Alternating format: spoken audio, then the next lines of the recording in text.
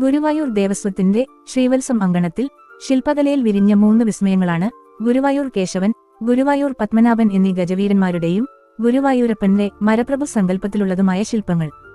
1922 നിലമ്പൂർ രാജവംശം സമർപ്പിച്ച ഗജരാജൻ കേശവൻ 5 പതിറ്റാണ്ടിലധികം ഗുരുവായൂരപ്പന്റെ സേവകനായി തുടർന്നു. 1976 ഏകാദശി നാളിൽ ഭഗവാനെ വണങ്ങി വിടവാങ്ങിയ കേശവന്റെ അന്ത്യനിമിഷം ഇന്നും നമ്മെ ഈ ശില്പത്തിനു മുന്നിൽ ഭക്തിസാന്ദ്രരാക്കും. കേശവന്റെ ആദ്യപ്രതിമ ശില്പി MRD ദത്തന്റെയും പുനർനിർമ്മിച്ചത് ശില്പി ഇളവള്ളി നന്ദന്റെയും നേതൃത്വത്തിലാണ്. പൂന്താനം നമ്പൂതിരിയുടെ കൃഷ്ണഭക്തി നിറഞ്ഞ ജീവിതവുമായി ബന്ധപ്പെട്ടതാണ് ശില്പി PV രാമചന്ദ്രന്റെ കരവിരുതിൽ വിരിഞ്ഞ മരപ്രഭുവിന്റെ ശില്പം. 1954 ഒറ്റപ്പാലം സ്വദേശികളായ EP സഹോദരന്മാർ സമർപ്പിച്ച ഗജരത്നം പത്മനാഭൻ തന്റെ ഗംഭീര തലയെടുപ്പുകൊണ്ട് പ്രശസ്തനായിരുന്നു. 2020 വിടവാങ്ങിയ പത്മനാഭനായിരുന്നു കേശവന് ശേഷം ഗുരുവായൂരപ്പന്റെ തിടമ്പ് വഹിച്ചിരുന്നത്. ശില്പി ഇളവള്ളി നന്ദന്റെ നേതൃത്വത്തിൽ തന്നെയാണ് പത്മനാഭന്റെ ശില്പം രൂപകൽപ്പന ചെയ്തത്.